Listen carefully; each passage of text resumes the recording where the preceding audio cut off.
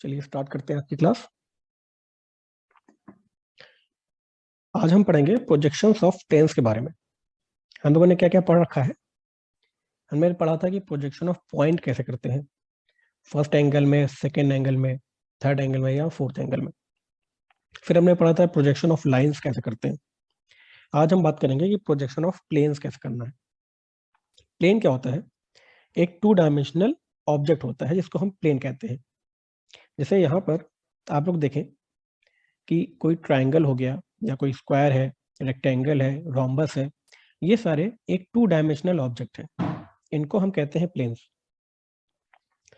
तो प्लेन की क्या खासियत है?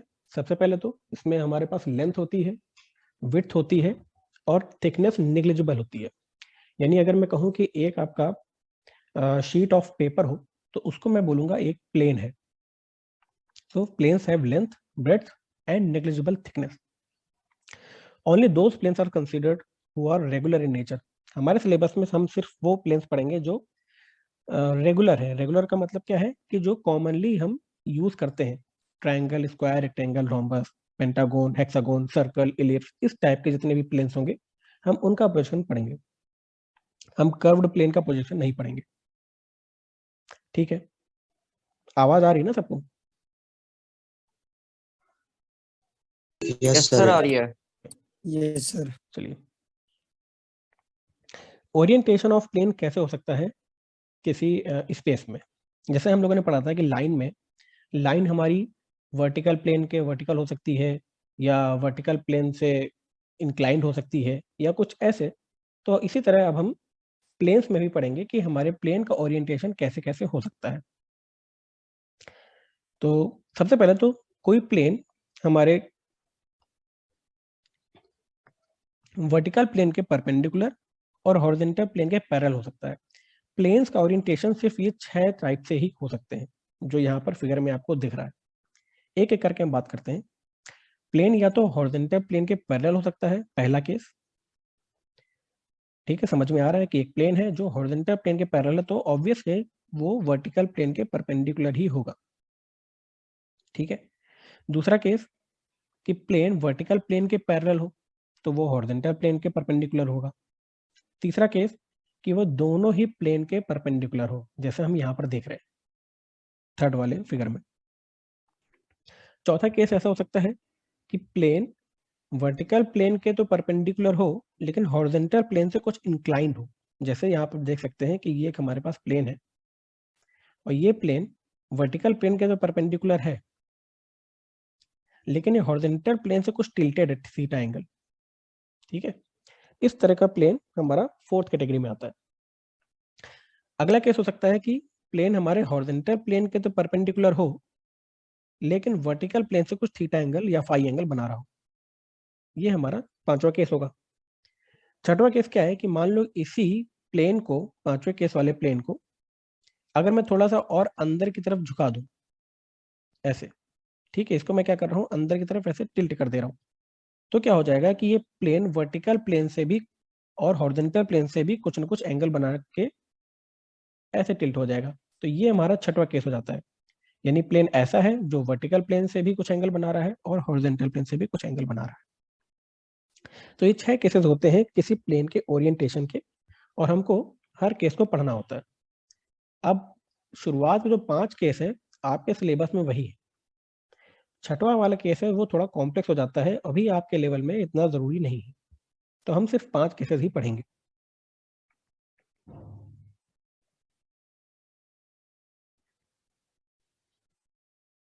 तो सबसे पहला केस था कि हमारा प्लेन हॉरिजॉन्टल प्लेन के पैरेलल है। ठीक है, तो one of the basic position of plane, ये प्लेन हमेशा वर्टिकल प्लेन के परपेंडिकुलर होगा। Second point, plane parallel to horizontal plane is always perpendicular to the vertical plane. The true shape and size of plane is seen in its top view. यानी जब हम इस plane को top view से देखेंगे तभी हमको उस प्लेन का ट्रू शेप दिखेगा। जैसे हमारा पहला वाला केस है, ये प्लेन हॉरिजॉन्टल प्लेन के पैरेलल है, वर्टिकल प्लेन के ऑब्वियसली वो परपेंडिकुलर ही होगा। और अगर हमको जानना है इस प्लेन का ट्रू शेप क्या है तो हमको उस प्लेन को ऊपर से देखना पड़ेगा, यहाँ से देखना पड़ेगा हमको। तब हमको हॉरिजॉन्टल प्लेन में इसकी परछाई दिखेगी, एग्जैक्टली सेम शेप की, एग्जैक्टली सेम साइज की। ठीक है, तो इसलिए हमको उस प्लेन का ट्रू शेप और साइज तब दिखता है जब हम उस प्लेन का टॉप व्यू बनाते हैं। ठीक है, hence the top view of the plane is drawn first and then it is projected to get a straight line as its front view। क्योंकि आप यहाँ पर देख रहे हैं पहले वाले फिगर में, अगर हम इस प्लेन को सामने से देखें या इसका फ्रंट व्यू देखें यहाँ से, तो हमको सिर्फ एक लाइन दिखेगी वर्टिकल प्लेन पे। ठीक है, तो एक एग्जांपल करके समझते हैं कि कैसे हमको इसका प्रोजेक्शन ड्रॉ करना होता है। जैसे एग्जांपल है कि ए square plane ABCD of 30 mm side has its surface parallel to horizontal plane and 20 mm away from it. Draw the projections of the plane when two of its sides are first parallel to vertical plane, inclined at 30 degree to vertical plane, and all sides are equally inclined to vertical plane.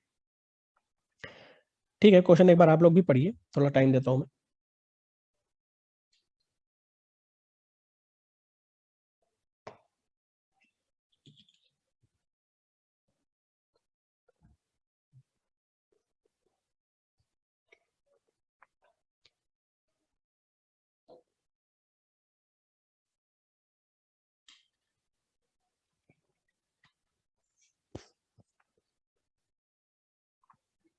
ठीक है, तो देखो, हाँ question पढ़ लिया आप लोगों ने, कोई डाउट?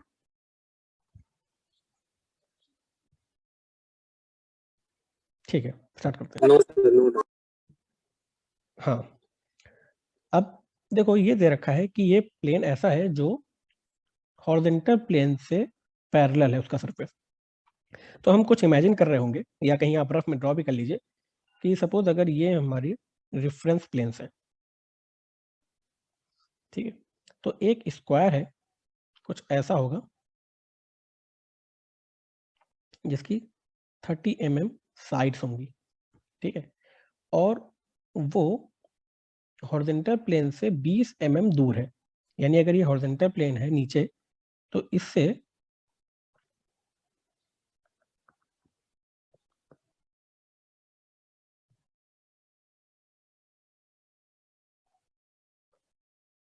ये कुछ 20 mm ऊपर है। ठीक है, ये हमारा हॉरिजॉन्टल प्लेन है और ये है वर्टिकल प्लेन। अब हमें इसके प्रोजेक्शन ड्रॉ करने हैं। तो मेन जो हमारा स्क्वायर है, जो एक्चुअल, एक मिनट, ये है मेरा मेन, जो ब्लू कलर से मैं ओवरलाइन कर रहा हूँ, ये मेरा मेन स्क्वायर है। इसका मुझे प्रोजेक्शन ड्रॉ करना है। तो सबसे पहले तो दे रखा है कि हॉरिजॉन्टल प्लेन के पैरेलल है और ये उससे 20 mm ऊपर है। तो जब मैं इसका प्रोजेक्शन देखूंगा टॉप व्यू से, तो मुझे क्या दिखेगा? टॉप व्यू में तो मुझे स्क्वायर का जो ट्रू शेप है वो दिखेगा, स्क्वायर का स्क्वायर ही दिखेगा हॉरिजॉन्टल प्लेन में इसकी परछाई। और सामने की परछाई अगर मैं देखूं तो मुझे क्या दिखेगी? सिर्फ एक लाइन, ये।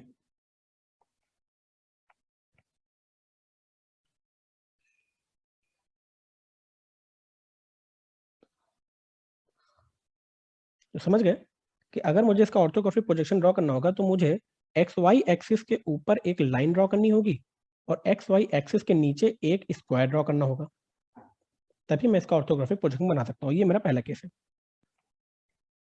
ठीक है, अच्छा, तो देखते हैं कैसे बनाते हैं।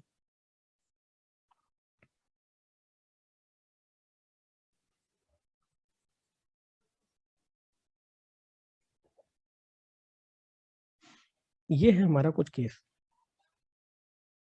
ठीक है, 30 mm का स्क्वायर है और ये हॉरिजॉन्टल प्लेन से 20 mm अवे है। इसका ऑर्थोग्राफिक प्रोजेक्शन पहले वाले केस का ये रहा, क्योंकि पहला वाला केस क्या कह रहा है कि when two of its sides are parallel to vertical plane. ठीक है, वर्टिकल प्लेन के पैरेलल हूं ये दो साइड्स, ये साइड AD और ये साइड BC। ये हमारा पहला केस है। तो देखो ऊपर से देखने पर हमें सिर्फ ये 30 mm का स्क्वायर मिलेगा, ये रहा। अब ये वर्टिकल प्लेन से कितना आगे है इसकी इंफॉर्मेशन नहीं दी है क्वेश्चन में, तो हम कुछ भी रैंडम डिस्टेंस यहाँ पर ले लेंगे। और एक स्क्वायर बना देंगे एक्स वाई एक्सिस के नीचे। ठीक है, अब मुझे इसका फ्रंट व्यू ड्रॉ करना है, तो मैं क्या करूंगा, यहां से प्रोजेक्टर लाइंस ड्रॉ करूंगा एक्स वाई के ऊपर तक। और अब मुझे इसका फ्रंट व्यू ड्रॉ करना है, यानी ये लाइन ड्रॉ करनी है। तो ये लाइन 20 mm ऊपर ड्रॉ करूंगा। क्यों? क्योंकि कह रखा है कि ये जो स्क्वायर सरफेस है वो हॉरिजॉन्टल प्लेन से 20 mm ऊपर है। इसका मतलब ये जो लाइन होगी ए बी, वो भी हॉरिजॉन्टल रेफरेंस लाइन से 20 mm ऊपर कहीं दिखाई दे रही होगी सामने से देखने पर। तो मैंने क्या किया कि 20 mm ऊपर एक लाइन ऐसे ड्रॉ कर दी जिसकी डायमेंशन होगी 30 mm। क्यों? क्योंकि ये 30 mm का साइड है। ठीक है, पहला केस हो गया। Inclined at 30 degree to vertical plane. दूसरा केस क्या कह रहा है कि ये सरफेस है, उसकी two of its sides are inclined 30 degree to vertical plane. इसका मतलब कि अब मुझे इसी स्क्वायर को थोड़ा सा टिल्ट करना पड़ेगा। ऐसे टिल्ट करना पड़ेगा कि इसकी दोनों साइड्स वर्टिकल प्लेन से 30 डिग्री एंगल बनाए, यानी कि कुछ ये स्क्वायर हो जाएगा ऐसा। ठीक है, और क्लियर बना देता हूं।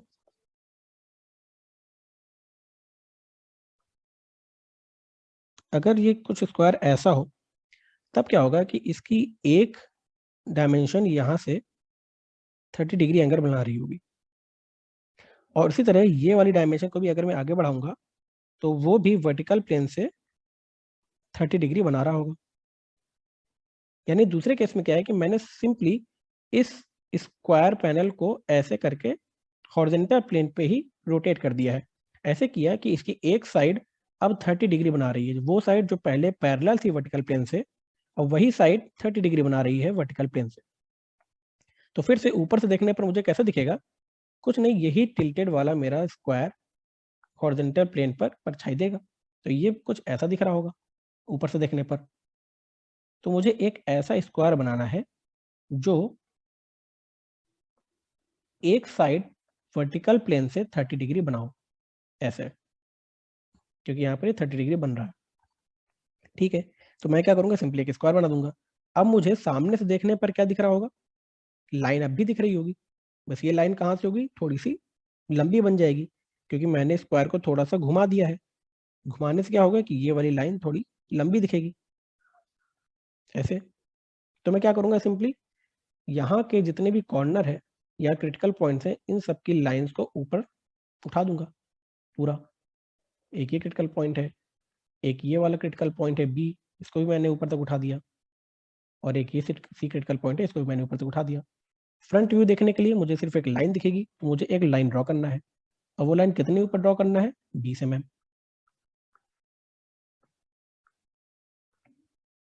ठीक है, तो हमने 20 mm लाइन ड्रॉ कर दी। तो क्या ये लाइन 30 mm की होगी? क्या कोई बता सकता है? No sir. नहीं। कितनी होगी? क्या ज्यादा होगी या कम होगी? सर उससे ज्यादा ज्यादा होगा। उसकी बात कर ले सर। सर ज्यादा होगी। ठीक है, यानी आप लोग इमेजिन कर पा रहे हैं। ठीक है, अब तीसरा केस क्या है कि all sides are equally inclined to vertical plane.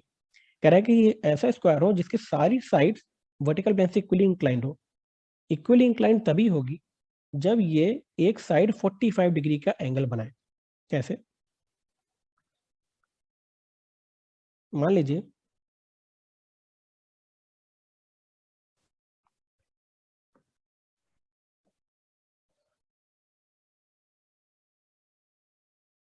अगर मैं एक स्क्वायर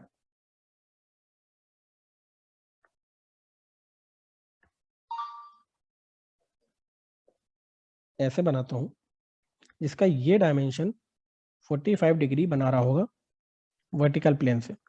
ठीक है, ये हमारा वर्टिकल प्लेन है और ये हमारा हॉरिजॉन्टल प्लेन है।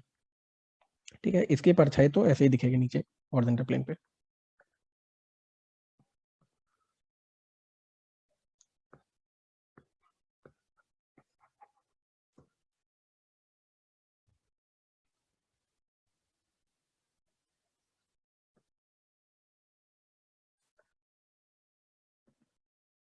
ठीक है, तो अगर ये साइड 45 डिग्री बना रहा होगा तो ये साइड भी 45 डिग्री ही बना रहा होगा, क्योंकि अगर मैं इसी लाइन को आगे बढ़ा दूं, स्क्वायर के बीच में एंगल होता है 90 डिग्री, तो ये 90 डिग्री है, तो ये साइड 45 बना रही है, तो ऑब्वियसली ये वाली साइड भी 45 डिग्री बना रही होगी, तभी तो सबका समेशन 180 डिग्री होगा।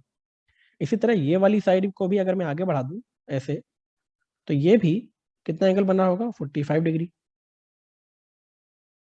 और इस साइड को भी मैं आगे बढ़ा दूं यहाँ पर, तो कितना एंगल बना रहा होगा, 45 डिग्री। यानी जब ये कह रहा है कि स्क्वायर प्लेन ऐसे रोटेटेड है कि सारी साइड्स वर्टिकल प्लेन से सेम एंगल बना रही हैं, इसका मतलब सारी साइड्स उस प्लेन से 45 डिग्री का एंगल बना रही होंगी। तो वापस आते हैं, यहाँ पर तीसरे वाले केस में हम क्या देख रहे होंगे कि हमको अपने स्क्वायर को ऐसे रोटेट करना है कि ऊपर से देखने पर सारी साइड 45 डिग्री एंगल बनाए रेफरेंस एक्सिस से। तो ये अगर 45 डिग्री होगा तो इसकी इस साइड की भी 45 डिग्री एंगल होगा, इसी तरह इस साइड का भी 45 डिग्री एंगल होगा, और इस साइड को भी आगे बढ़ाऊंगा तो 45 डिग्री एंगल देगा। कुछ नहीं करना, सेम जैसे हमने पीछे किया था, एक ऐसे स्क्वायर बनाना है जिसके हर साइड 45 डिग्री पर इंक्लाइंड हो, और सिंपली प्रोजेक्टर्स को हमें एक्स वाई एक्सिस के ऊपर तक खींच देना है जितने भी क्रिटिकल पॉइंट्स हैं।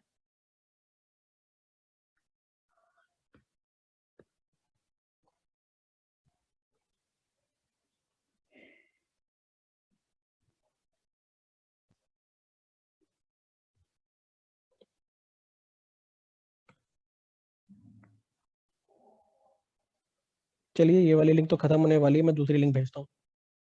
अच्छा नहीं, अभी टाइम है। ओके, सिस्टम हैंग हो गया क्या? सर कुछ नहीं, सिस्टम जरा हैंग हो गया है, तो आप जरा वेट कीजिए। सर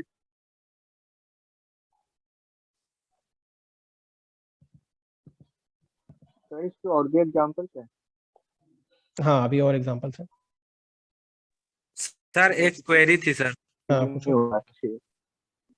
क्या सर असाइनमेंट को लेकर, सर असाइनमेंट सर जैसे अपलोड करने चले सर, असाइनमेंट मतलब अपलोड नहीं हो, 12 बज गया सर उस टाइम सर। बात नहीं, 2 तारीख को सबमिशन डेट दिखाएगा वो, सबमिशन डेट 2 तारीख का हो जाएगा आपका। सर एक बार थोड़ा सा लिंक ओपन कीजिए सर, ताकि असाइनमेंट सबमिट कर दे सर। नहीं तो लिंक ओपन है, कोई दिक्कत नहीं है, मैंने देख लिया, आपने 2 तारीख को सबमिट किया होगा। अगर आपने आज भी सबमिट कर दिया असाइनमेंट तो कोई दिक्कत नहीं है, आज के बाद से जो भी असाइनमेंट सबमिट करेगा उसका पेनल्टी है, हर डे का डिले करने पर 1 तो मंथ। सर मतलब अभी लिंक ओपन है सर? हाँ सर लिंक ओपन है सर, जिसमें सबमिट करना है सर? हाँ विकास भाई, सर बोल रहे हैं कि लिंक है, आप अभी भी सबमिट कर सकते हैं, आज भी कर सकते हैं।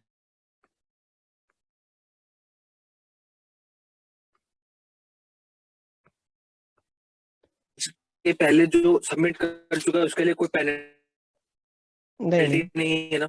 नहीं नहीं, बस अब के बाद से जो बाद में सबमिट करेगा उसके लिए सिर्फ पेनल्टी है।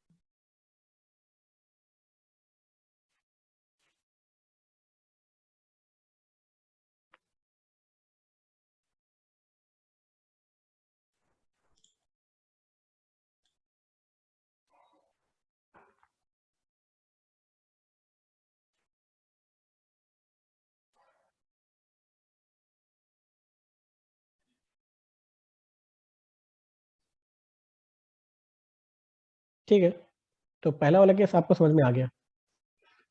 दूसरा केस क्या कह रहा है कि इस हेक्सागोनल का एक साइड हॉरिजॉन्टल प्लेन से परपेंडिकुलर है। When a side is perpendicular to horizontal plane, इसका मतलब मुझे अब इस हेक्सागोनल को थोड़ा सा घुमाना पड़ेगा एक एक्सिस के अबाउट।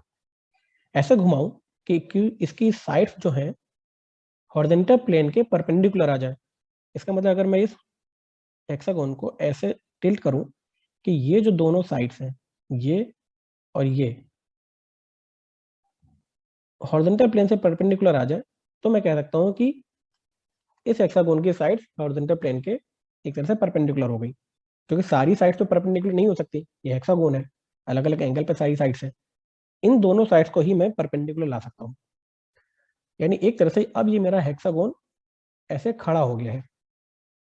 तो सामने से देखने पर तो मुझे कैसा दिखेगा, ऐसा ही शेप दिखेगा हेक्सागोन का। बस यहाँ पर मेरी ये दोनों साइड्स जो है हॉरिजॉन्टल प्लेन से 90 डिग्री बना रही होंगी।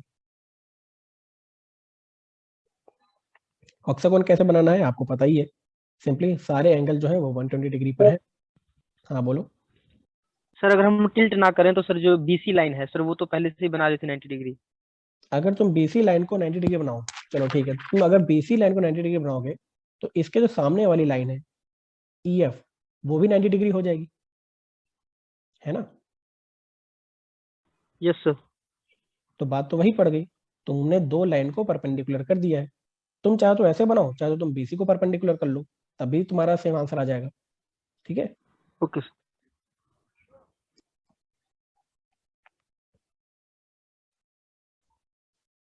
ठीक है। जब तुम्हारा नॉमेनक्लेचर यहाँ पर बी डैश सी डैश ना हो करके तुम्हारा बी डैश यहाँ पर कहीं होगा, इधर सी डैश आ जाएगा, इधर डी डैश आ जाएगा, इधर ई डैश आ जाएगा, इधर एफ डैश आ जाएगा और इधर ए डैश आ जाएगा। नॉमेनक्लेचर बदल जाएंगे, बाकी तुम्हारा आंसर सेम ही आ जाएगा। सर हाँ सर जैसे हमने फर्स्ट वाला जो डायग्राम था पैरेलल टू एचपी, हाँ one side is parallel to HP, ठीक उसका जो हमने ये वाला जो डायग्राम बनाया जो साइड में बड़ा सा जो डायग्राम है, जो मतलब हम लोग अपने इमेजिनेशन से जो बनाते हैं, ठीक है। वो उसका आप सेकंड वाले का बना सकते हैं परपेंडिकुलर टू एचपी वाले का।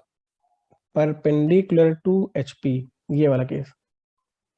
हाँ सेकंड वाला केस का एक बार बना दीजिए सर, थोड़ा सा मतलब समझ नहीं पा रहा हूँ। चलो ठीक है, मैं कोशिश करता हूँ बनाने की, क्योंकि 3D डायग्राम बनाना थोड़ा कठिन हो जाता है मेरे लिए। फिर मैं बनाता हूँ, देखते हैं।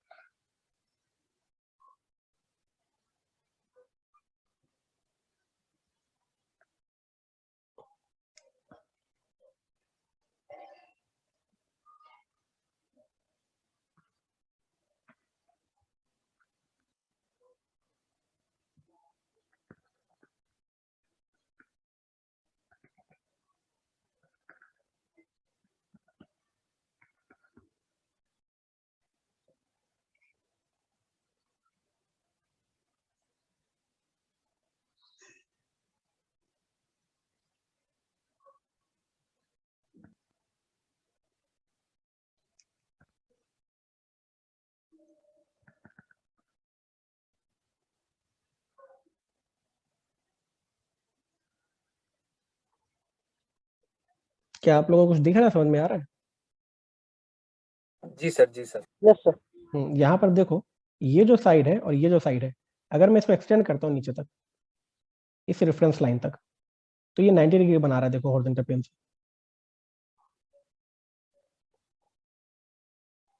समझ गए? हाँ जी सर। जैसे ये वाले को भी मैं एक्सटेंड करूंगा, ये भी 90 डिग्री बनाएगा, ये एक्चुअल ऑब्जेक्ट ये भी 90 डिग्री बना रहा है।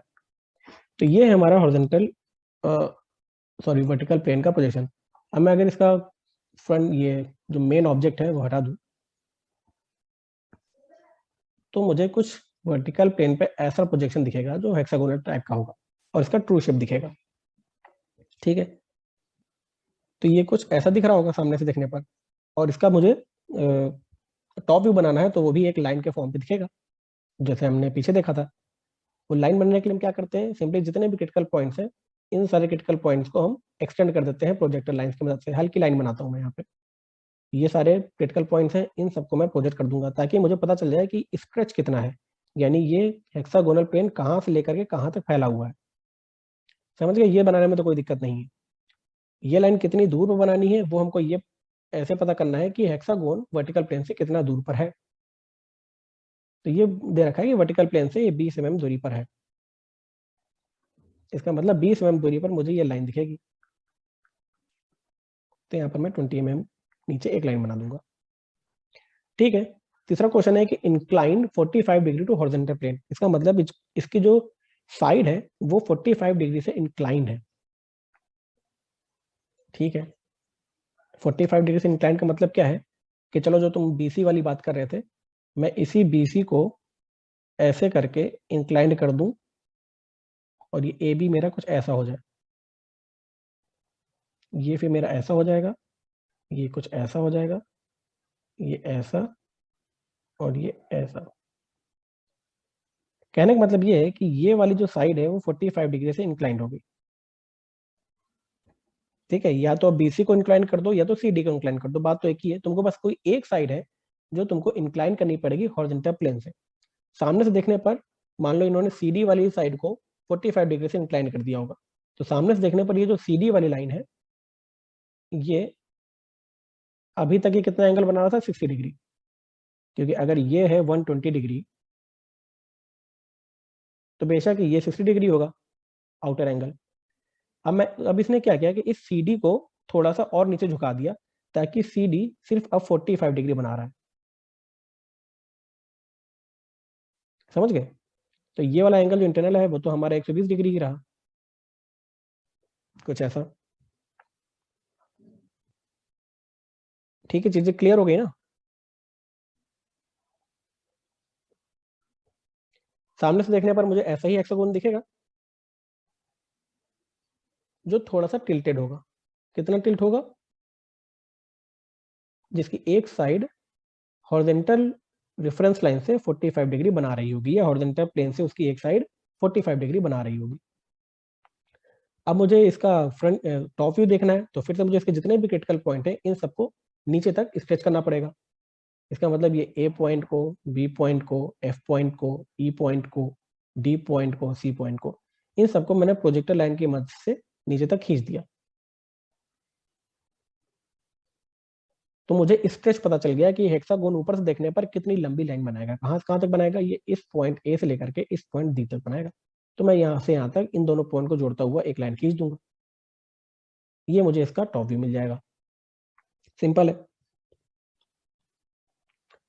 नेक्स्ट केस आता है कि plane perpendicular to both horizontal plane and vertical plane.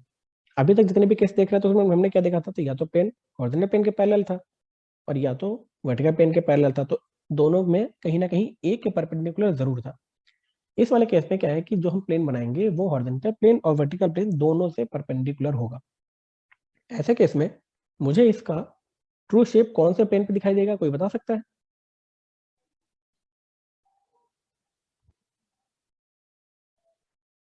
किसी को याद है?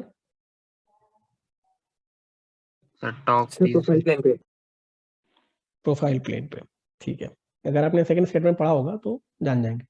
खैर, अगर मुझे ये पता है कि कोई प्लेन ऐसा है जो वर्टिकल प्लेन से भी और हॉरिजॉन्टल प्लेन से भी परपेंडिकुलर है, तो उसका ट्रू शेप हमें प्रोफाइल प्लेन पे दिखाई देगा। कैसे, देखते हैं। The front and top view are projected from the side view. चलो कोई नहीं, एग्जाम्पल के तौर पर देख लेते हैं कि चलो एक ट्रायंगल प्लेन है जो आइसोस्केलस ट्रायंगल के फॉर्म पे है। आइसोस्केलस का मतलब क्या होता है कि इसके दो साइड्स बराबर हो, of 30 mm side base and 40 mm long altitude. Altitude क्या होता है? जैसे आइसोस्केलस ट्रायंगल कुछ ऐसा होता है जिसके ये दोनों साइड्स बराबर होती हैं हाइट सर सेंटर और ये परपेंडिकुलर। सही कहा इन्होंने, ये जो परपेंडिकुलर हाइट होती है उसको कहते हैं एल्टीट्यूड। क्वेश्चन दे रखा है कि ये 40 mm है एल्टीट्यूड और 30 mm का बेस है।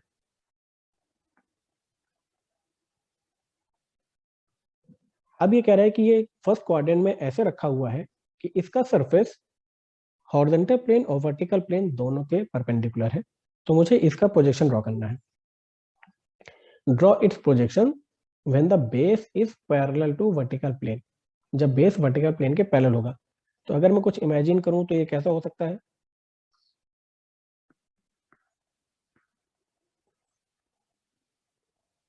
ये अगर मैं ऐसा ट्रायंगल बना दूं, ये जिसका ये 30 है, ये 40 है और ये सामने ऐसे प्रोजेक्ट होगा। सामने ये हमारा अगर प्रोफाइल प्लेन है तो प्रोफाइल प्लेन पर तो ही इसकी एक्चुअल शेप दिखाई देगी हमें, ऐसे ऐसे और ऐसे। अगर मैं इसको ऊपर से देखूंगा तो सिर्फ ये लाइन दिखाई देगा, और सामने से देखूंगा तो भी मुझे सिर्फ एक लाइन दिखाई देगी। ये समझ में आ गया आप लोगों को?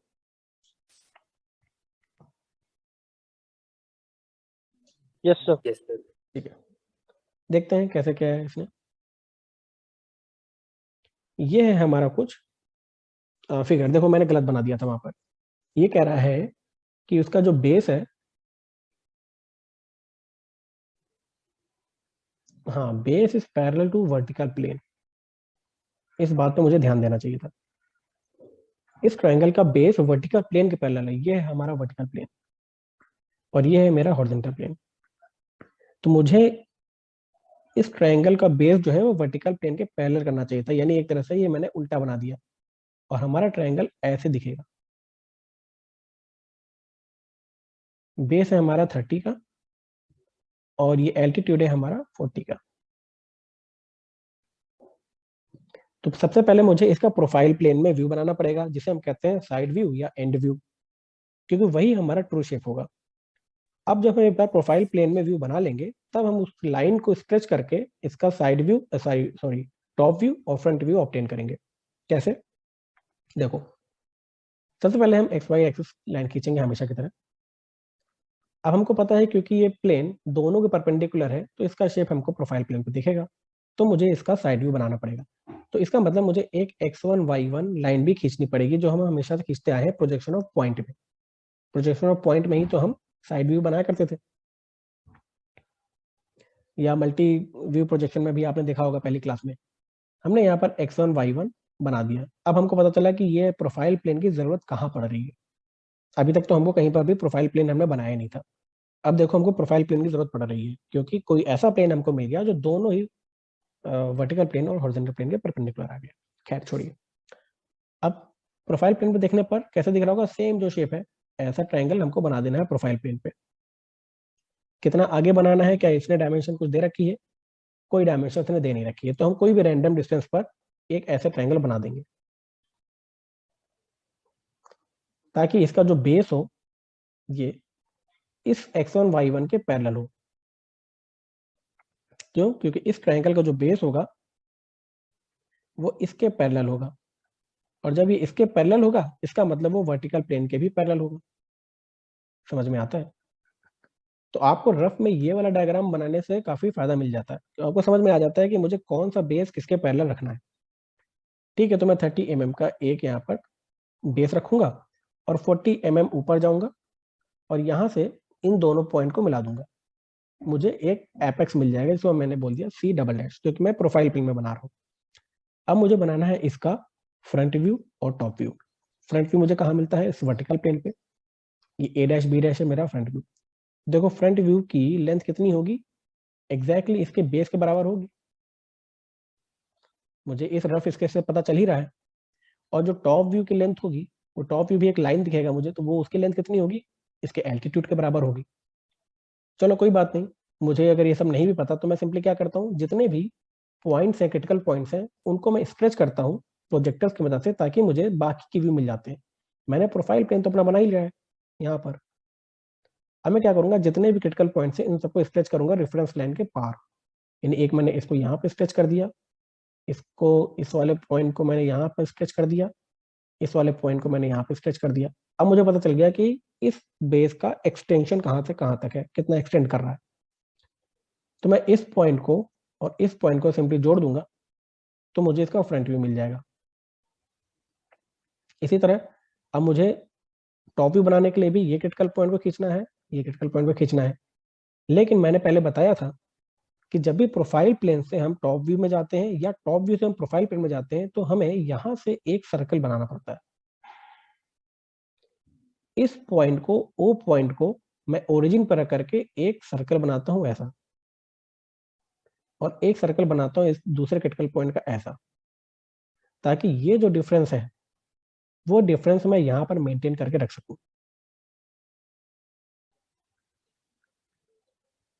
ठीक है, तभी तो मेरा ये जो डिस्टेंस होगा 40 mm है यहाँ पर, वही 40 mm यहाँ पर भी होगा। अब मैं क्या करूंगा, यहाँ से इस लाइन को स्ट्रेच कर दूंगा ऐसे, और इस लाइन को स्ट्रेच कर दूंगा ऐसे। जो मैंने ऊपर का फ्रंट व्यू बनाया था उस लाइन को भी यहाँ से खींचूंगा, और जहां पर भी इंटरसेक्शन पॉइंट मिलेगा, ये पॉइंट और ये पॉइंट, इन दोनों को मैं मिला दूंगा। ऐसा करके मैंने क्या किया कि जो इसका फ्रंट व्यू है एग्जैक्टली उसके नीचे मैंने अपना टॉप व्यू बना दिया। क्यों? क्योंकि मैंने इस प्रोजेक्टर की मदद ली। और दूसरी चीज मैंने क्या किया कि जो हमारा प्रोफाइल प्लेन था, इसके क्रिटिकल पॉइंट को मैंने इसके हॉरिजॉन्टल वाले प्रोजेक्टर लाइन से मिला दिया। तो मुझे ये डायमेंशन भी एग्जैक्टली क्लियर होगी कि ये 40 mm का ही होगा। तो ये बन जाता है मेरा टॉप व्यू। ठीक है, कोई डाउट इस वाले में? No sir. ठीक है,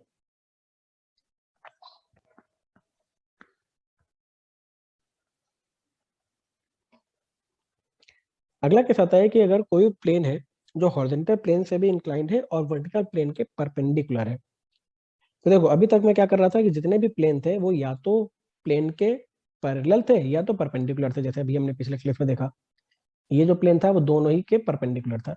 लेकिन अब मैं क्या कर रहा हूँ कि किसी एक प्लेन से इसको इंक्लाइंड कर रहा हूँ किसी थीटा एंगल पे। यानी अगर मैं एक प्लेन ऐसा बनाऊं जो हॉरिजॉन्टल प्लेन से थीटा एंगल पे इंक्लाइंड हो लेकिन वर्टिकल प्लेन के परपेंडिकुलर हो, तो उसको मुझे ड्रॉ कैसे करना है। When the surface of the plane is perpendicular to vertical plane and inclined at theta, the projections are drawn in 2 stages. यहां पर गौर करने वाली बात है। अभी तक तो मैं आराम से एक स्टेज में सारे प्रोजेक्शन बना दे रहा था। अगर कहीं पर भी मुझे ऐसा दिख गया कि क्वेश्चन ऐसा बोल रहा है कि प्लेन हॉरिजॉन्टल से 35 डिग्री बना रहा है, प्लेन हॉरिजॉन्टल से 35 डिग्री बना रहा है, साइड नहीं प्लेन, तब मुझे पता चल जाएगा कि मुझे इस प्रोजेक्शन को 2 स्टेज में बनाना है। पहले स्टेज में मैं क्या करूंगा, उस प्लेन को हॉरिजॉन्टल प्लेन पे लाई करवा दूंगा। यानी मैं मान लूंगा कि वो जो प्लेन है वो पूरा हॉरिजॉन्टल प्लेन पर ही रखा हुआ है। उसके बाद मैं क्या करूंगा, जब वो हॉरिजॉन्टल प्लेन पर रखा होगा तब उसकी ट्रू शेप हमको टॉप व्यू में दिख रही होगी। उसके बाद मैं क्या करूंगा कि उस प्लेन को टिल्ट करूंगा हॉरिजॉन्टल प्लेन से थीटा एंगल पे, जो भी एंगल दिया होगा कि प्लेन हमारा 30 डिग्री इंक्लाइंड है या प्लेन हमारा 65 डिग्री इंक्लाइंड है हॉरिजॉन्टल प्लेन से। तो मैं क्या करूंगा, सिंपली उस रखे हुए प्लेन को टिल्ट करना शुरू करूंगा उस एंगल तक। सारा भी एग्जांपल में देखेंगे क्या क्या करने की कोशिश करेंगे अभी हम लोग। Therefore, reproduce the front view of an inclination theta to xy. Obtain the top view by joining the point of intersection of the vertical projectors of the corners from front view with the horizontal projectors. चलिए कोई नहीं, example से समझते हैं। देखो question क्या कह रहा है कि एक हेक्सागोनल प्लेन है जो 25 mm साइड का है, has one side on ground, यानी उस हेक्सागोन की एक साइड ग्राउंड पर है। The surface of the plane is inclined at 45 degree to the horizontal plane and perpendicular to the vertical plane. Draw its projections. यानी ऐसा केस है जिसमें एक प्लेन है जो वर्टिकल प्लेन के तो परपेंडिकुलर है लेकिन हॉरिजॉन्टल प्लेन से वो 45 डिग्री बना रहा है। Surface of the plane, not side of the plane. Surface of the plane is inclined at 45 degree to the horizontal plane. ठीक है, तो इमेजिन करते हैं कि क्या हो सकता है।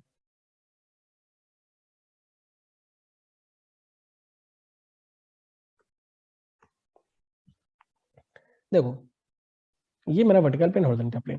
सबसे पहला स्टेज क्या होगा कि मैं मानूंगा कि हेक्सागोन है वो हमारा हॉरिजॉन्टल प्लेन पे ऐसे लाई कर रहा है।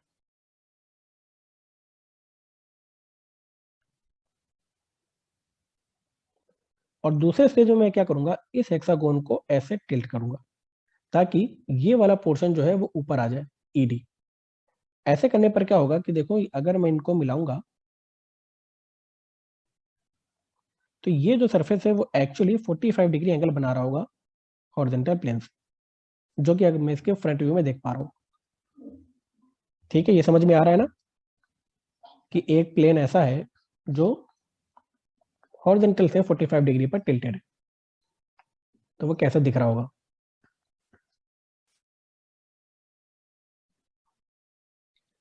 अच्छा, मैंने कहा था कि इस तरह के क्वेश्चन को सॉल्व करने के 2 स्टेजेस हैं। पहले स्टेज में मैं क्या करूंगा कि इसी हेक्सागोनल प्लेन को मानूंगा कि हॉरिजॉन्टल प्लेन पे ये ऐसा पड़ा हुआ है, और जब मैं इसको ऐसा बना लूंगा तब मैं क्या करूंगा कि इसके फ्रंट व्यू को यानी इस लाइन को मैं ड्रॉ कर सकता हूं अपने चार्ट पर। उसके बाद मैं क्या करूंगा, इसी लाइन को 45 डिग्री पर टिल्ट कर दूंगा, ठीक है। और जब 45 डिग्री पर टिल्ट कर दूंगा, उसके बाद जितने भी क्रिटिकल पॉइंट है इन सबको नीचे स्ट्रेच करूंगा ऐसे।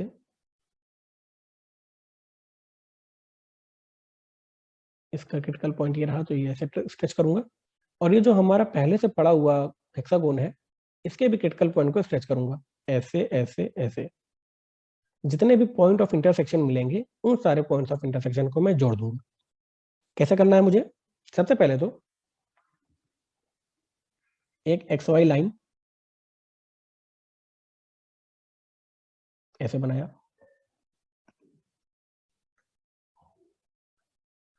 उसके बाद मैंने कहा कि पहले स्टेज में मैं ये मानूंगा कि हॉरिजॉन्टल प्लेन पर वो पड़ा हुआ है मेरा प्लेन। तो हॉरिजॉन्टल प्लेन में पड़ा हुआ है, उस प्लेन की साइड है उस प्लेन की साइड है 25 mm। तो इसका मतलब मुझे एक हेक्सागोन बनाना है जो 25 mm साइड का हो ऐसे, ठीक है।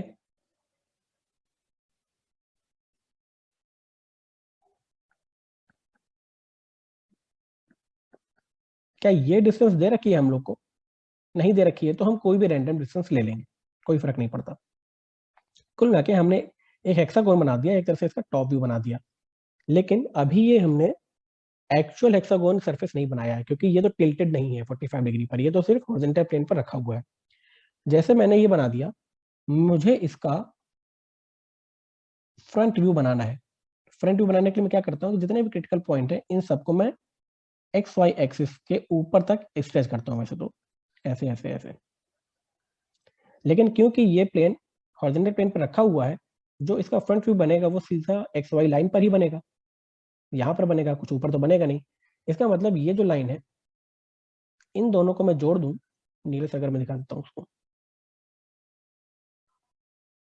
ये लाइन, ये हो जाएगा हमारा फ्रंट व्यू। अब मुझे करना क्या है कि इसी फ्रंट व्यू को 45 डिग्री पे टिल्ट करना है। तो सपोज मैंने इसकी लेंथ जो भी है वो मैंने नाप ली कि ये साइड कितनी है। सपोज अगर ये 25 mm का है तो मान लो कि ये 40 mm हो गया, ठीक है। मान लो हमको ये 40 mm मैंने नाप लिया अपनी स्केल से। अब मुझे क्या करना है कि इसी लाइन को 45 डिग्री पे टिल्ट करना है ऐसे। तो मैं कुछ दूरी यहाँ पर आऊंगा और यहाँ पर पहला पॉइंट रख दूंगा A', B', ये वाला पॉइंट, और इसे 45 डिग्री पर एंगल बनाते हुआ एक 40 mm की लाइन खींच दूंगा ऐसी। तो एक तरह से मैं क्या कर रहा हूँ कि इस हेक्सागोन के फ्रंट व्यू को 45 डिग्री से टिल्ट कर रहा हूँ। ये मुझे इसकी लाइन मिल गई। अब मुझे एक टिल्टेड हेक्सागोन मिल गया। तो एक्चुअल इसका फ्रंट व्यू टॉप व्यू कैसा दिख रहा होगा, फिर से जानने के लिए मैं क्या करूंगा, इस लाइन से प्रोजेक्टर्स खींचूंगा नीचे तक ऐसे, जितने भी क्रिटिकल पॉइंट्स हैं। और जो मैंने एक्चुअल अपना हेक्सागोन बनाया था पहले, उसके भी क्रिटिकल पॉइंट्स को यहां तक खींचूंगा ऐसे।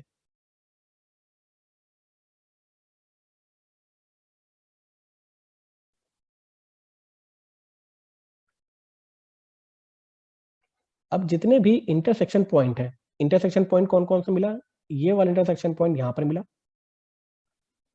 इसका करस्पॉन्डिंग इंटरसेक्शन पॉइंट मुझे यहां मिला, इसका करस्पॉन्डिंग इंटरसेक्शन पॉइंट मुझे यहां मिला, इसका यहां पर, नीचे वाले का यहां पर, और इसका करस्पॉन्डिंग इंटरसेक्शन पॉइंट यहां मिला। अब मुझे करना सिर्फ यही है कि जितने भी इंटरसेक्शन पॉइंट है इन सबको जोड़ देना है। तो ये मैं जोड़ करके एक हेक्सागोन बना लूंगा। यानी ये ऐसा हेक्सागोन है जो 45 डिग्री से टिल्टेड है। इसी वजह से देखो इसकी चौड़ाई थोड़ी हमको कम मिलेगी।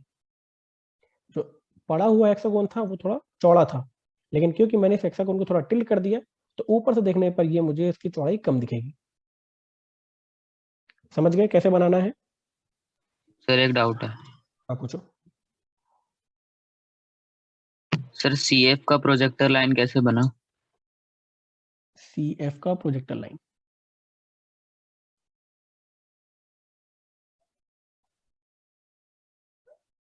इसकी बात कर रहा हूँ। सर मैं बताऊं? हाँ बताओ।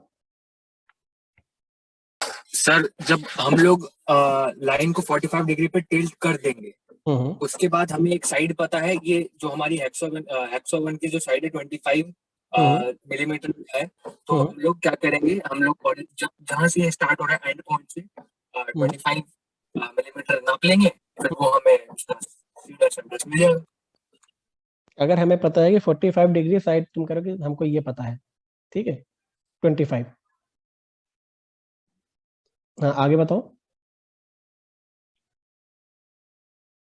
हाँ सर, तो हम लोग पहले तो बना लिए, हम लोग जो नॉर्मल जो प्लेन पे सिर्फ रखा हुआ है उसका डायग्राम बना लिए, ये हमने, है ना। ठीक है। उसके बाद जब हम लोग जब फ्रंट व्यू बनाने लगेंगे 45 डिग्री टिल्टेड पे, तो जब वो हम लोग 45 डिग्री पे प्रोटेक्टर रख करके मार्क कर लिए, एक लाइन खींच लिए, ठीक है, तो हमारा फ्रंट व्यू बन गया। ठीक तो है। जो लड़का, जो शायद आई थिंक सो मनीष पूछा था कि हम लोग C डैश F डैश का प्रोजेक्टर लाइन कैसे बनाएंगे, तो सिंपली हमें पता है हेक्सागोन की साइड 25 मिलीमीटर है, तो क्या करेंगे हम लोग A डैश B डैश जो है उसका जो एंड पॉइंट है वहां से 25 मिलीमीटर से वो डिस्टेंस ले लेंगे, और वो 25 मिलीमीटर को नीचे एक्सटेंड कर देंगे, तो वो हमारा वो प्रोजेक्टर लाइन बन जाएगा। अब देखो, पहली बात कि ये जो हमारा A डैश B डैश है, ये डिस्टेंस है 25 नहीं, ठीक है। सर हम नहीं इसकी लेंथ भी तो नाप सकते हैं ना, जो हमने यहाँ पे बनाई है A डैश B डैश से C डैश F डैश से। हाँ ये वाली सर, यहाँ से जो हमको डिस्टेंस मिली है, हम वो डिस्टेंस को यहाँ पर रखेंगे, इसलिए वो 25 mm नहीं होगा, क्योंकि देखो 25 mm तो हमारा ये डिस्टेंस है, ठीक है, और 25 mm ये है। ये अगर 25 है तो ये डिस्टेंस 25 नहीं हो सकता, इसका मतलब ये डिस्टेंस 25 नहीं है, इसका मतलब ये डिस्टेंस भी 25 नहीं है। समझ गए कैसे बनाना है हमको C dash F dash? Okay, जो हमने जो फ्रंट व्यू लिया है वो उसका जो डिस्टेंस होगा वही हमें यहाँ पे लेना है, यहाँ पर रखना पड़ेगा। सही बताया आप। Okay sir. ठीक है, चलो ये वाला तो क्लियर हो गया। नेक्स्ट देखते हैं। अब एक ऐसा प्लेन है जो वर्टिकल प्लेन से भी इंक्लाइंड है और हॉरिजॉन्टल प्लेन के परपेंडिकुलर है। सेम केस है जैसे हमने पीछे देखा था ये वाला। अब उल्टा क्या हो जाएगा कि ये प्लेन यहाँ से हॉरिजॉन्टल प्लेन से इंक्लाइंड नहीं होगा, वर्टिकल प्लेन से इंक्लाइंड होगा। कैसे? इस एग्जांपल से देखते हैं कि एक हेक्सागोनल प्लेट है, 25 mm साइड है, थिकनेस नेग्लिजिबल है, और उसका एक एज वर्टिकल प्लेन पर है। The surface of the plate is perpendicular to horizontal plane and inclined at 45 degree to the vertical plane. Draw its projections. क्या कह रहा है कि इस तरह का हमारा कुछ केस है, ये वाला। देखो ये जो हेक्सागोन है हमारा, सबसे पहले तो ये हॉरिजॉन्टल प्लेन से वर्टिकल है, बट वर्टिकल प्लेन से ये कुछ एंगल पे टिल्टेड है। ये जो एंगल है इस पे कुछ 45 डिग्री का एंगल बन रहा है, ठीक है, समझ गए? यहाँ पर दिख रहा होगा, टॉप व्यू देखने पर ये 45 डिग्री पर टिल्टेड है। तो टॉप व्यू देखने पर तो मुझको एक लाइन ही दिखेगी, फ्रंट व्यू देखने पर मुझे एक हेक्सागोन ही दिखेगा, लेकिन वो हेक्सागोन की विड्थ इतनी नहीं होगी, इससे थोड़ी कम होगी। ये हेक्सागोन हमारा सीधा पड़ा हुआ हेक्सागोन है जो वर्टिकल प्लेन पर हमने ऐसे लाई करवा दिया था। क्योंकि मैंने इसको टिल्ट कर दिया तो इसकी विड्थ भी अब थोड़ी कम हो जाएगी। अब मुझे इसका प्रोजेक्शन ड्रॉ करना है। सेम तरीका जैसे हमने पीछे किया था, करने का सबसे पहले 2 स्टेज में हम इस तरह के हेक्सागोन को ड्रॉ करते हैं प्रोजेक्शन पे।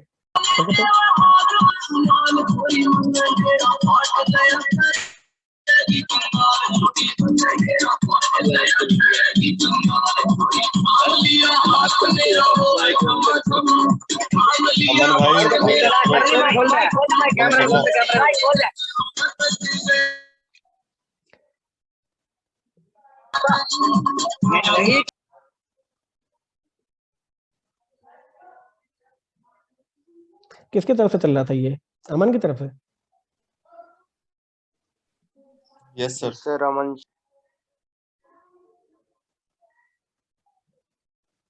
ठीक है,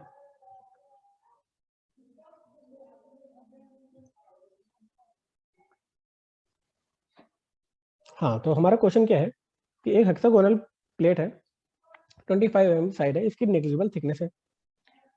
2 स्टेज में मैंने कहा कि इसके प्रोजेक्शन को बनाएंगे। सबसे पहला हमारा काम क्या होगा कि इस हेक्सागोनल प्लेन को मैं मानूंगा कि वो वर्टिकल प्लेन में पूरा लाई कर रहा है। उसके बाद मैं क्या करूंगा, इसके एक एज को टिल्ट कर दूंगा 45 डिग्री, जितना ये कह रहा है। तो दोनों स्टेज में सबसे पहले मुझे कौन सा व्यू बनाना पड़ेगा? सबसे पहले मैं इसका फ्रंट व्यू बनाऊंगा। ठीक है, फ्रंट व्यू की मदद से मैं बना दूंगा इसका टॉप व्यू, ये वाला। फिर मैं क्या करूंगा, इसी टॉप व्यू को टिल्ट कर दूंगा 45 डिग्री पर, यहाँ पर जैसे मैंने टिल्ट किया है। और उसके बाद फिर से वैसे ही प्रोजेक्टर लाइंस ऊपर तक खींचूंगा, जितने भी क्रिटिकल पॉइंट्स हैं, और जो हमारा एक्चुअल हेक्सागोन है उसके भी प्रोजेक्टर लाइंस को ऐसे स्ट्रेच करूंगा, और जितने भी इंटरसेक्शन पॉइंट्स मुझे मिलेंगे उन सारे इंटरसेक्शन पॉइंट्स को जोड़ करके फिर से एक अपना हेक्सागोन तैयार कर लूंगा, सेम जैसा भी हमने पिछले वाले केस में किया था। तो देखते हैं इसका सोल्यूशन कैसे करना है। सबसे पहले एक एक्स वाई लाइन यहां पर। अब पहला मैं मानता हूं कि वर्टिकल प्लेन पर ये लाई कर रहा है, तो इसका मतलब वर्टिकल प्लेन पर ये अपनी ट्रू शेप को दिखा रहा होगा। तो ट्रू शेप को दिखा रहा है, तो मैंने एक हेक्सागोन बनाया जिसकी सारी साइड्स 25 mm की हैं। तो ये मुझे एक हेक्सागोन मिल गया। अब मुझे क्या करना है, इसका टॉप व्यू बनाना है। टॉप व्यू बनाने के लिए जितने भी क्रिटिकल पॉइंट्स हैं इन सबको मैंने यहाँ तक स्ट्रेच कर दिया। अब क्योंकि top view X Y reference line पर ही रखा होगा, क्योंकि इसका कोई क्योंकि ये जो प्लेन है हमारा वर्टिकल प्लेन पे लाई कर रहा है, तो मैंने यहाँ पर ए बी और डी ई को जोड़ करके एक लाइन बना दिया, मुझे मिल गया इसका टॉप व्यू। अब क्योंकि ये प्लेन 45 डिग्री बना रहा है, तो मैंने इसके टॉप व्यू को 45 डिग्री पर ऐसे टिल्ट कर दिया। क्योंकि मुझे यहाँ से यहाँ तक की थिकनेस पता है, तो मैं यहाँ से यहाँ तक की थिकनेस भी निकाल लूंगा। ठीक है, और ये फिर से अमित को मुझे ब्लॉक करना पड़ेगा क्या? अमन को ब्लॉक करना पड़ेगा।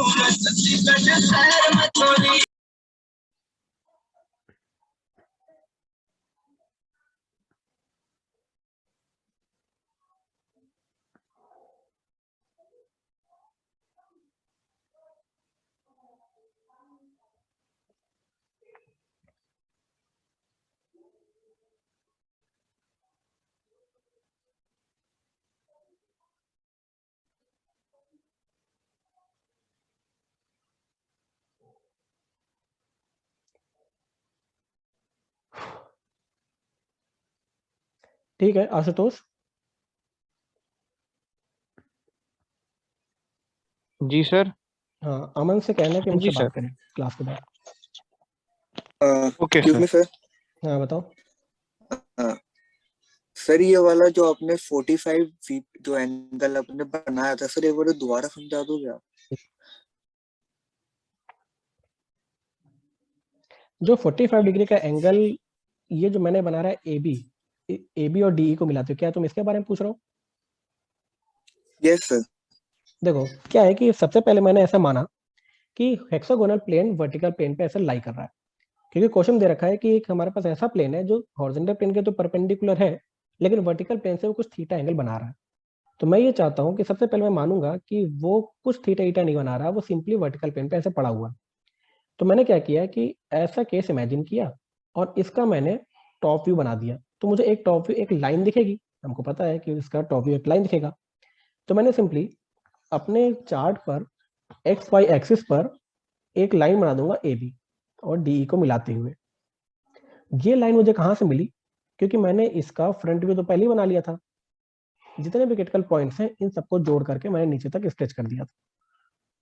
तो मुझे ये लाइन तो मिल गई। यहाँ तक तो समझ में आ गया तुमको कि यहाँ तक कुछ डाउट है? Yes sir. ठीक है। अब मैंने क्या किया, सिंपली स्केल से नापा कि आखिर ये लाइन है कितनी लंबी, क्योंकि मुझे ये पता है कि ये 25 है और ये 25 है, ये और ये, पर मुझे ये अभी नहीं पता कि ये डिस्टेंस कितनी है।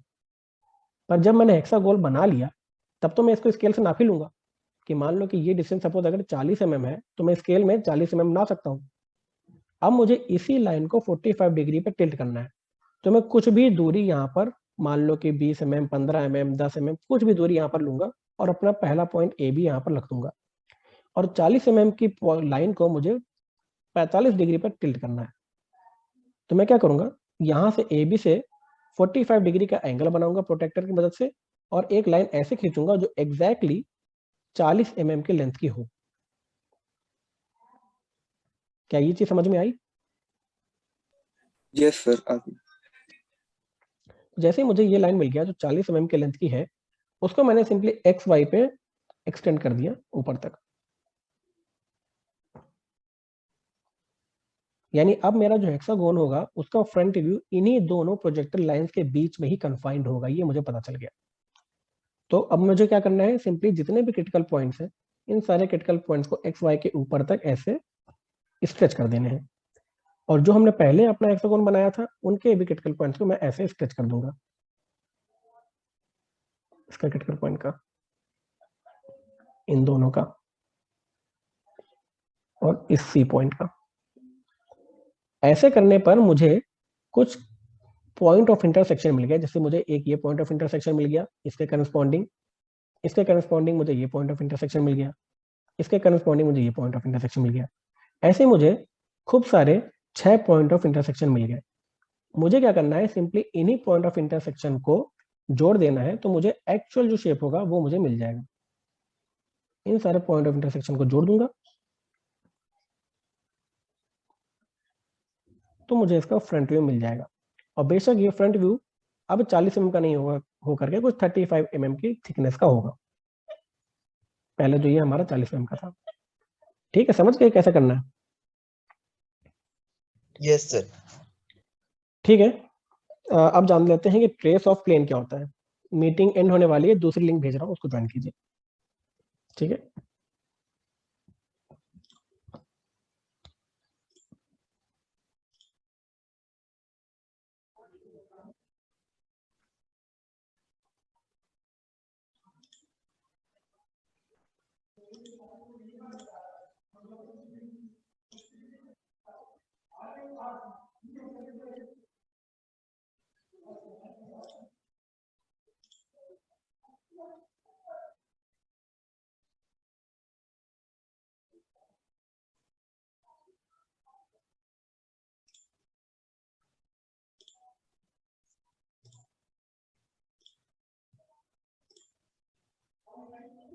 सर हाँ बताओ।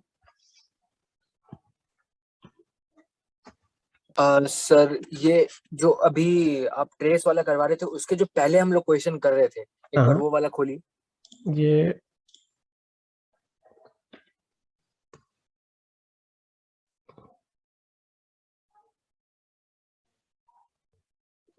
ये वाला क्वेश्चन। हाँ सर, हाँ। मैं ये जो आप वैसे नॉर्मली बताएं तो मैं पूरा समझ गया, लेकिन जैसे एग्जाम में तो सिर्फ हमें क्वेश्चन मिलेगा, तो सर एक बार आप क्वेश्चन बता सकते हैं, सो दैट कि मैं थोड़ा सा और क्लैरिफाई हो जाऊं। नहीं, क्वेश्चन फिर से पूछो, क्या पूछ रहे हो? बस मेरे को समझ सब आ गया, जो आप बताए ना मैं समझ गया। बस एक बार क्वेश्चन बाय क्वेश्चन बता दीजिए कि मैं उसको कैसे इमेजिन कर सकता हूँ कि हाँ ऐसे होगा। अच्छा ठीक है, देखो अगर मुझे इसी क्वेश्चन को अगर मुझे तोड़ना है कई हिस्सों में, ठीक है, सबसे पहले तो क्वेश्चन पढ़ते ही मैं क्या देखूंगा कि एक हेक्सागोनल प्लेट है, तो मैं जान गया कि ये हमारा प्रोजेक्शन ऑफ प्लेन का क्वेश्चन है। ठीक है, प्रोजेक्शन ऑफ लाइन या पॉइंट का नहीं है, प्रोजेक्शन ऑफ प्लेन का क्वेश्चन है। ठीक है, और क्या दे रखा है इसने? The surface of the plane is perpendicular to horizontal plane and inclined at 45 degree to vertical plane. इसका मैं जान जाऊंगा कि क्योंकि प्लेन के हम लोगों ने 5 ही केस पढ़े हैं। 5 केस में पहला केस था कि प्लेन हॉरिजॉन्टल प्लेन के पैरेलल हो, दूसरा केस था कि वर्टिकल प्लेन के पैरेलल हो, तीसरा केस था कि दोनों के परपेंडिकुलर हो, चौथा केस था कि हॉरिजॉन्टल प्लेन से इंक्लाइंड हो, और पांचवा केस था कि वर्टिकल प्लेन से इंक्लाइंड हो। तो क्वेश्चन में मुझे ये पार्ट दिखा कि वर्टिकल प्लेन से इंक्लाइंड है, यानी प्लेन प्रोजेक्शन ऑफ प्लेन का क्वेश्चन है और वर्टिकल प्लेन से इंक्लाइंड का क्वेश्चन है। चलो मैं यहाँ तक पहुंच गया। अब मुझे इसका प्रोजेक्शन ड्रॉ करना है। अब मुझे ये बताता है कि जब भी कोई प्लेन वर्टिकल प्लेन से इंक्लाइंड होता है तो मुझे उसको 2 स्टेजेस में करना होता है। शुरुआत के जितने भी 3 केसेस थे जिसमें पैरेलल टू हॉरिजॉन्टल प्लेन या पैरेलल टू वर्टिकल प्लेन या परपेंडिकुलर टू बोथ प्लेन, उन दोनों केसेस में हमने क्या किया था कि सिंपली एक स्टेज में ड्रॉ कर दिया था। लेकिन क्योंकि मुझे ये पता है कि ये वर्टिकल प्लेन से इंक्लाइंड वाला केस है प्रोजेक्शन ऑफ प्लेन में, तो मुझे इसको 2 स्टेजेस में करना पड़ेगा। चलो मैं यहाँ तक पहुंच गया। अब 2 स्टेजेस में पहला स्टेज क्या था कि जिस भी वर्टिकल प्लेन से इंक्लाइंड हो सबसे पहले प्लेन को उसी वर्टिकल प्लेन पे चिपका दो। यानी यहाँ पर कह रखा है कि वर्टिकल प्लेन से कोई हेक्सागोनल प्लेट 45 डिग्री पे इंक्लाइंड है, तो पहला स्टेज वही होता था कि उसी हेक्सागोनल प्लेट को उसी प्लेन पर चिपका दूं, यानी पहला स्टेज कुछ ऐसा होगा। ये सब आपको रफ में बनाना होगा। अब मुझे देखना है कि क्योंकि ये 45 डिग्री पे इंक्लाइंड है, इसका मतलब मुझे ये साइड को 45 डिग्री से मोड़ना पड़ेगा ऐसे, और जो इस तरह का कुछ मिलेगा मुझे इसका पोजीशन ड्रॉ करना है। ये हमारा सेकंड स्टेज होगा। तो यहां तक हम पहुंच गए कि चलो यानी ये वाला क्वेश्चन है कि मुझे इसका प्रोजेक्शन ड्रॉ करना है। अब इसका प्रोजेक्शन ड्रॉ करने का मेथड क्या है वो हम अभी पढ़ रहे हैं। कैसे ड्रॉ करते हैं? सिंपली सबसे पहले स्टेज में इस हेक्सागोनल को बनाते हैं, उसका हम टॉप व्यू बनाते हैं, उसके बाद हम उसको इंक्लाइन करते हैं और जितनी प्रोजेक्शन लाइन है उन सबको खींच करके इन सारे इंटरसेक्शन पॉइंट को मिला देते हैं। तो मुझे इसका फ्रंट व्यू और टॉप व्यू मिल जाता है इस इंक्लाइंड हेक्सागोनल प्लेन का। तो बेशक आपको ये सारी चीजें याद रखनी है कि भाई कितने केसेस पढ़ाए जा रहे हैं। ठीक है जी सर। चलो अब हम पढ़ते हैं ट्रेसेस ऑफ प्लेन के बारे में। हमको ये पता है कि ट्रेस ऑफ, हाँ सर इसी तक चीज पूछता सर, जब हम मतलब फाइनल आंसर लिखते हैं या फिर बनाते हैं तो सर हमें जो फर्स्ट स्टेज है ये दिखाना है कि नहीं दिखाना? ये आपको नहीं दिखाना, ये आप अपने रफ के लिए बनाते हैं। ठीक है, ओके सर। इस अगर आप बना लेंगे अपना जानकारी के लिए तो अच्छी बात है, क्योंकि जो मार्क्स मिलेंगे आपको इस पर मिलेंगे। ये आपको सही होना चाहिए। मैं इसलिए इसको फोर्स करके बनवा देता हूँ क्योंकि ये बनाना आसान हो जाता है अगर आपको 3D व्यू पता है, इसलिए मैं इसको बनवा देता हूँ। नहीं सर, एग्जाम पे आपको नहीं बनाना। सर जो सर राइट हैंड पे जो मतलब आपने टिक किया है ना सर, हाँ एक सेकेंड सर, ये वाला बनाना है कि नहीं बनाना?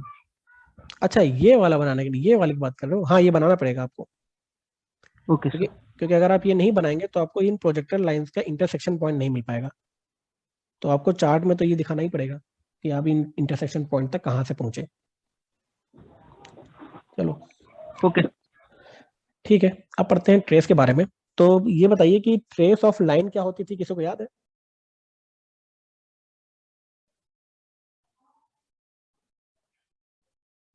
हाँ जी सर, हाँ बताओ।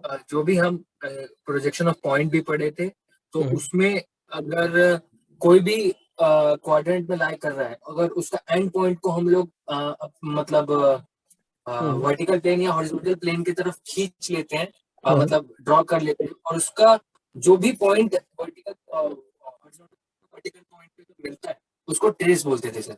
बोलते एग्जैक्टली वही है। तो यानी किसी लाइन का अगर मुझे ट्रेस अगर जानना होगा तो वो एक पॉइंट होगा। क्यों? क्योंकि लाइन अगर किसी भी प्लेन को इंटरसेक्ट करेगी तो वो पॉइंट बनाएगी। अगर प्लेन किसी प्लेन को इंटरसेक्ट करेगा तो क्या बनाएगा? लाइन।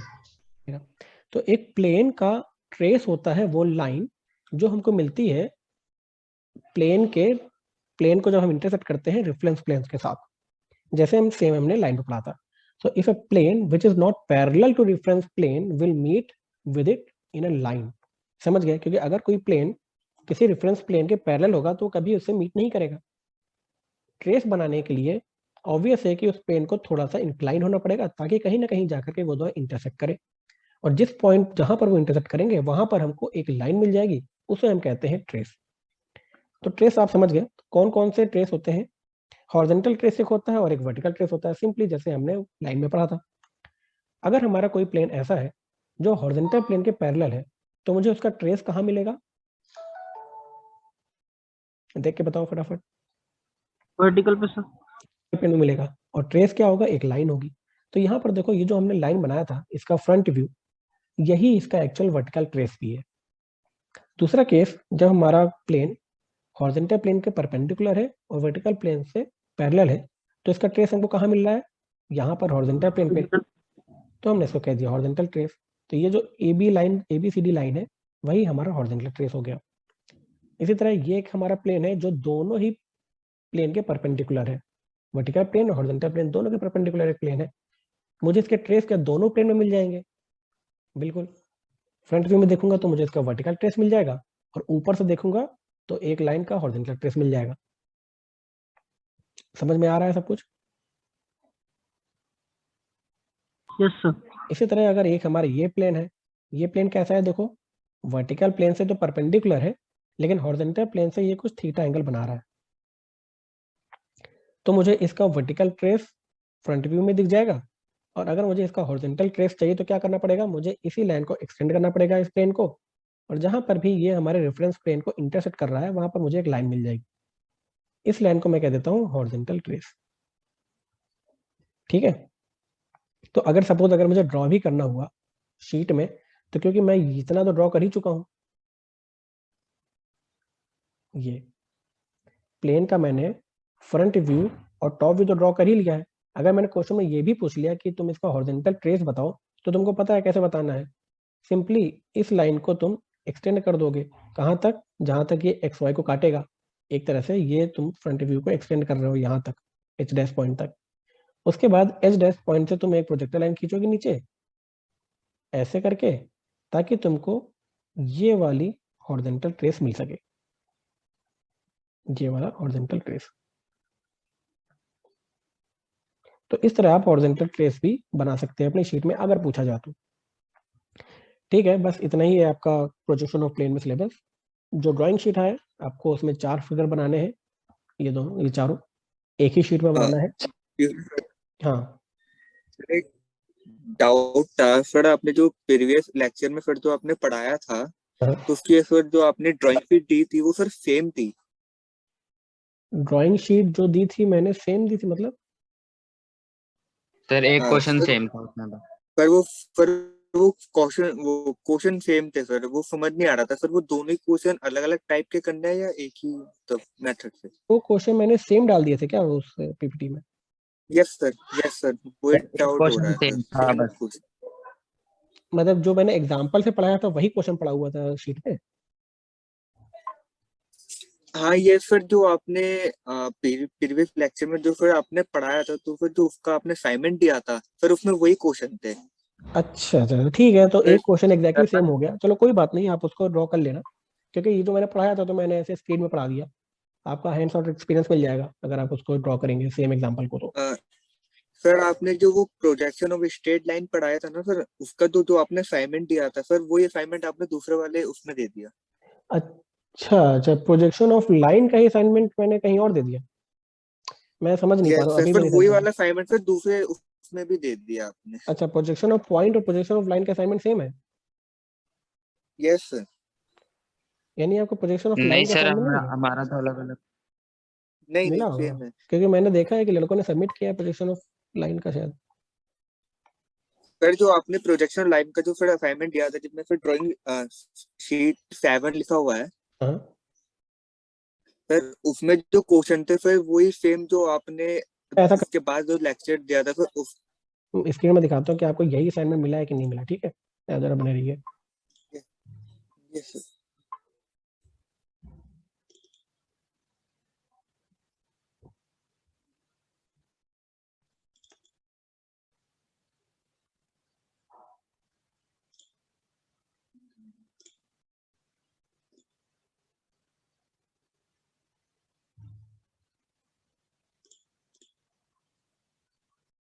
ठीक है, तो ये बताओ कि आपको ये वाला असाइनमेंट तो मिल चुका है ना? Yes sir. ड्राइंग शीट 7 जिसमें लिखा हुआ है 4 क्वेश्चन थे।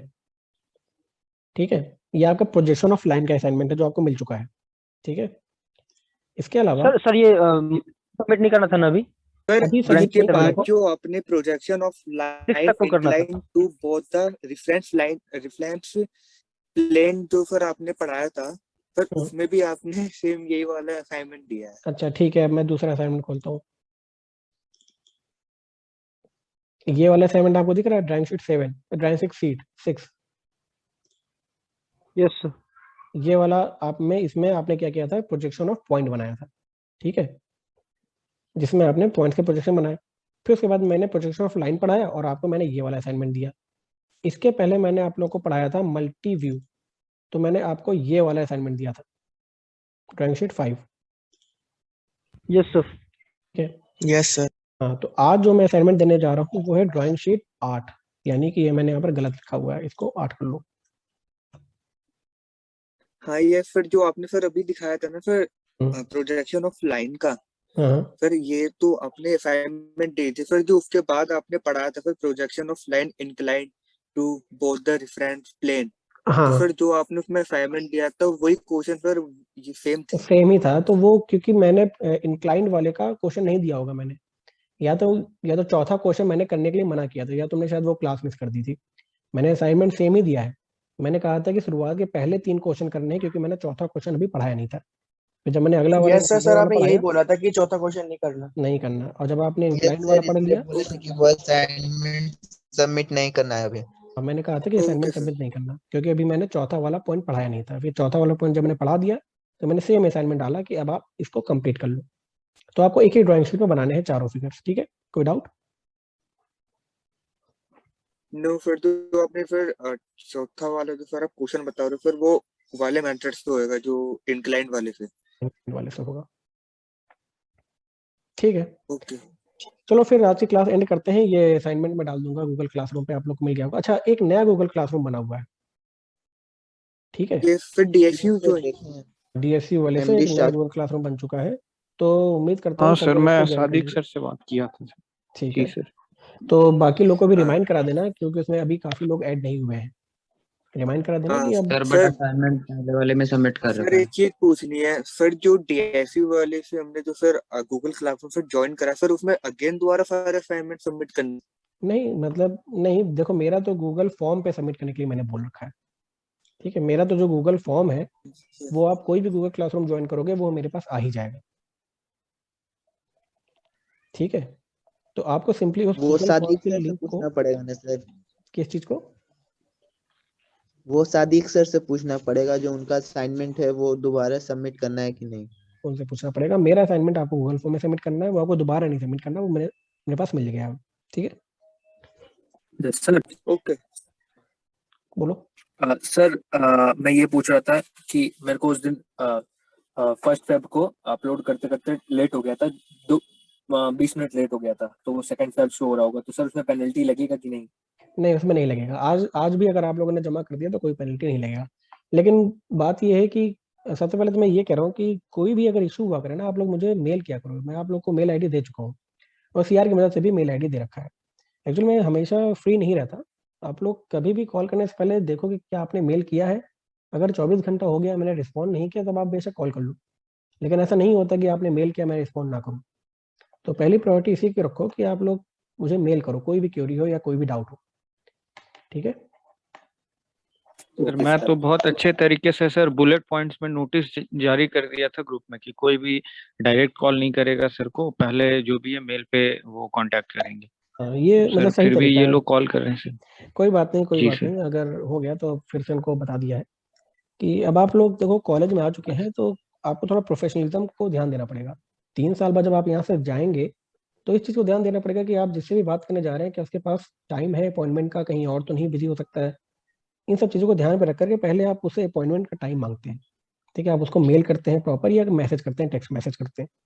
फिर वो आपको टाइम देते हैं, तब आप उनसे कॉल पे बात कर सकते हैं। तो आप भी यही ठीक है फॉलो सर। कीजिए, आगे से ध्यान रखें इन चीज़ों को। सर हम्म सर एक चीज और पूछनी थी, फिर जो इंक्लाइंड वाला है फिर उसका एक ही क्वेश्चन है ना? इंक्लाइंड वाले में एक ही क्वेश्चन है, फिर से पूछो क्वेश्चन किस चीज़ का है? सर जो अपने इंक्लाइंड वाले जो सर आप बोल रहे थे कि अभी चौथा क्वेश्चन नहीं करना है, क्वेश्चन बस एक ही करना था, वो लाइन का फिर इंक्लिनेशन वाला। इंक्लाइंड वाले का क्वेश्चन है ना? हाँ, वो सिर्फ एक ही यस क्वेश्चन है। तो ओके उसको उसी ड्राइंग शीट में करना है जिसमें तुमने शुरुआत के 3 लाइन ड्रॉ की थी, ठीक है? Sir drawing sheet drawing 7 sheet 7 का जो यूट्यूब का जो लिंक है वो अटैच नहीं किया है आपने। ड्राइंग शीट 7 का यूट्यूब लिंक अटैच नहीं किया क्या? उसमें आया नहीं, अब तक अपलोड नहीं हुआ? No sir. चलो नहीं ठीक सर है। हो गया है सर, वो रेफरेंस लाइन वाला सर। हाँ हाँ, अभी तक सर के हो जितने गया भी है वीडियो अपलोड। हैं सारे अपलोड हो चुके हैं, बस शायद क्विज पिछली बार का अपलोड नहीं हुआ है। यस सर अपलोड है sir, projection of lines inclined to both the reference plane sir uploaded है। अपलोडेड है, ठीक है? बस क्विज अपलोड कर दो। चलो ठीक है, फिर क्लास हम इसको एंड करते हैं, ठीक है? नेक्स्ट क्लास मिलते हैं मंडे। सर बस एक छोटा सा डाउट हाँ, सर, ये जो आप जो स्लाइड नंबर 22 खोलें 20 नंबर 1 21 खोलिए। स्लाइड नंबर 21, ठीक है? देखो बाकी म्यूट कर लो, ये विकास का चलो।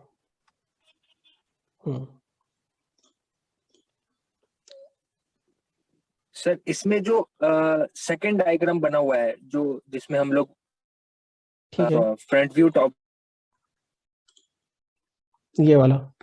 तो इसमें जो सर जो फोर्थ क्वाड्रेंट में जो लाइन ज्वाइन हो रखा है, ये तो हमें कर्व करके ज्वाइन करना है ना, यूज करके, कंपास यूज करके। अच्छा, ये लाइन की बात कर रहे हो? हाँ, जो फोर्थ क्वाड्रेंट में जो लाइन ज्वाइन हो रखा है, साइड व्यू का और टॉप व्यू का। अच्छा, इसकी बात कर रहे हो क्या? हाँ हाँ हाँ हाँ जी ठीक है, सर, इसी की बात कर रहा हूँ। एग्जैक्टली बात क्या है कि इन्होंने इसको ऐसे दिखा दिया। हमारा पर्पस क्या है कि जो ये डिस्टेंस हो वही डिस्टेंस यहाँ पर हो, ठीक है, या जो ये डिस्टेंस हो यहाँ से लेकर के यहाँ तक, वही डिस्टेंस यहाँ तक हो। तो फिर लीव हमारे कर लिए सकते सर्कल हैं। बनाना आसान था ऐसे करके। अगर आप चाहो तो सिंपली यहाँ से ये मेजर भी कर लो, यहाँ से यहाँ तक डिस्टेंस क्या है, यहाँ से यहाँ तक डिस्टेंस क्या है, और इन दोनों पॉइंट को ऐसे मिला दो तो एक लाइन भी मिल जाएगी। बेहतर है कि आप सर्कल यूज करो, जो अभी तुम कह रहे थे कि इसको कर्व से ज्वाइन करना है, कर्व से ही ज्वाइन करना है, ठीक है। मैंने कुछ लोग के असाइनमेंट देखे, इन्होंने बहुत गड़बड़ कर रखा है। Okay sir. यहाँ पर कोई भी सर्कल ऐसे नहीं बनाया, सबने क्या किया कि किसी से कॉपी किया है, मुझे नहीं पता किससे कॉपी किया है, और उन्होंने सिंपली ऐसे करके कुछ भी बना दिया है, ऐसे जोड़ दिया है। इनको आइडिया ही नहीं है कि यहाँ पर मैं इसको सर्कल को बनवा क्यों रहा हूँ। चलो कोई नहीं, अभी जब आपकी ऑफलाइन क्लासेस अगर शुरू होती हैं तो उनमें मैं सबकी शीट फिजिकली भी चेक करूंगा कि किसने क्या किया है। खैर चलो फिर नेक्स्ट क्लास में मिलते हैं, क्लास को एंड करते हैं। सर जो मैंने thank you under sir. Leave ठीक कर है दे। सर, हाँ बोलो बोलो उसमें जल्दी बोलो। सर कुछ नहीं बोलो, क्या कुछ डाउट है? सर, वो मतलब सर्कल की वजह सर उसने मतलब सीधी लाइन खींच दी है, तो सर ये सही है कि गलत है? ये भी सही है, लेकिन आप लोग सर्कल खींचा करो, वो ज्यादा आसान होता है, ठीक है। सर ये वाला सही कैसे है, मतलब सही वही इसलिए लेंथ ना आ क्योंकि जाएगी? देखो हमारा काम क्या है, ये मैं सर्कल बनवाता क्यों हूं, पहले तुम ये बताओ इसका पर्पस क्या है। सर ताकि जो लेंथ है वो सब सेम रहे। ताकि जो यहाँ से यहाँ तक जो स्ट्रेच है या जो डिस्टेंस है वो यहाँ से यहाँ तक मेंटेन रहे। इसने क्या किया सिंपली, यस सर। इसने किया ये कि इस पॉइंट को यहाँ से स्ट्रेच करके यहाँ के पॉइंट और यहाँ के पॉइंट को निकाल लिया। उसने क्या किया कि स्केल से नाप लिया कि कितना है, ये 10 mm है, यहाँ से यहाँ तक सपोज 30 mm है। तो इसने क्या किया कि इस ओरिजिन पॉइंट से भी नीचे यहाँ पर 10 mm पर एक पॉइंट बना दिया और 30 mm नीचे यहाँ पर एक पॉइंट बना दिया। उसने क्या किया कि इन दोनों लाइन को ऐसे जोड़ के ऐसे दिखा दिया। तो ये तरीका सही नहीं है, ठीक है। दूसरा तरीका सर क्या हो अटेंडेंस सकता है? चैट बॉक्स में लिखनी है। क्या बोल रहे हो? सर अटेंडेंस चैट बॉक्स में लिखनी है। नहीं, अटेंडेंस चैट बॉक्स में नहीं लिखनी, अटेंडेंस मुझे आशुतोष ने भेज दी होगी या भी भेज देगा अभी, ठीक है। कोई दिक्कत नहीं है, अगर आप चाहो तो ऐसे स्ट्रेट लाइन से बनाना चाहो तो बना लो, कुछ नहीं करना होगा। यहाँ से 45 डिग्री का एंगल लेके एक ऐसे लाइन ड्रॉ करनी पड़ेगी। मत करो, क्यों फालतू नई चीजें याद कर रहे हो। चलो फिर एंड करते हैं क्लास को। Okay, thank you sir. Good afternoon sir. Good afternoon. Good afternoon sir. Thank you sir.